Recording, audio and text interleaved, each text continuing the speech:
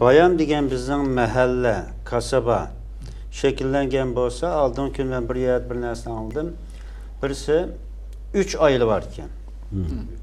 8 balısı turup 45 yaşlı birisi, 25 yaşlık bir kız balını elip her xil işler boğanmış.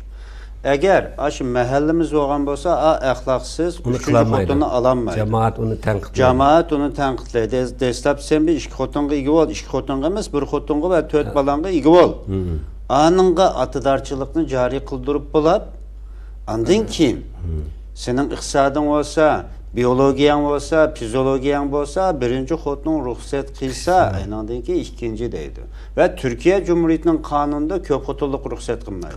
Ma devletin kanununa göre yaşaysan, sen özağının halkını horlamaysan. Özağının milletini horlamaysan. Senin kızın var, sen başkanın kızını horlasan, o başkası senin. Şuna bu şermi haya deyimiz o. Bugün şermi haya büyük şehirde şermi haya olmaydı. Ahlaksızlar yaşaydı bir yerde. Her kim yüzü baş. Aya kes şu, milli kültür, milli kimlik diye onu kılamaydı abi.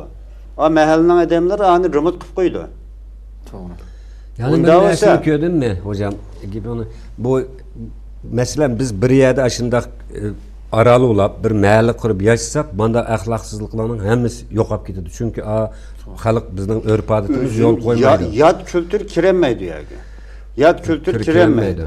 Çünkü o aralının spilini, Türk seddini, Türkistan seddini biz o mahallenin noçulları, yigitleri, aksakalları, ziyalileri sokudu. Doğru. Ya o kadar ahlaksızlık var ki İstanbul'da.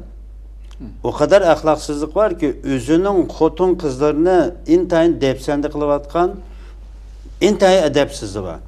Haddini bilmeyi vatkan. Eğer müşahede emez, aşağıda oğan bolsa, anı kılanmaydı. Anı kılanmaydı. Bugün xalqning kızlarga ahlaksızlık kıyganның neçe balısı var? Kızları var. Şu devam kıldı. Millet aşında buzulduğun gibi. Millet aşında buzuldu. Bu devri daim buldu. Bu devri daim buldu.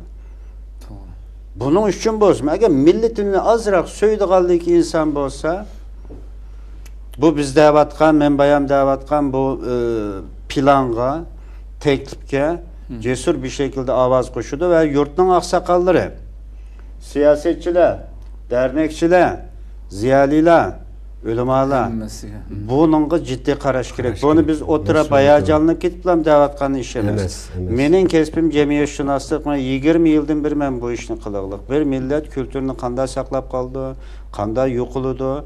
Ottasa kopsak biz bunu tetkik kılımız. Bu menin kesbim. Gerçi bizim cemiyette burmanca cemiyetşünaslığı var.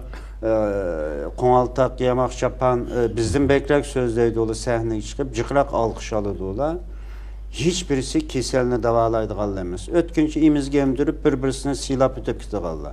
Öyle bizim meşhur gep bağı apitiği çapiti toğrılıkı merezda. Çünkü bizim cemiyette toğrılık ve merezdalar köp. Bula birbirinden karakçı, çete oluşu var. Cemiyetin salameti için bu karakçı çetelerini barar caiz zindandır. Üyek apamsak bizim millet yok olavatıda hazır. Sekrat. Bu ötkende bir jığın bilen İzmir'e bağantım. Bağa vaxtıda şu Kemal Paşa'da bir Kazak köyü var baraylı dediçe. Badok.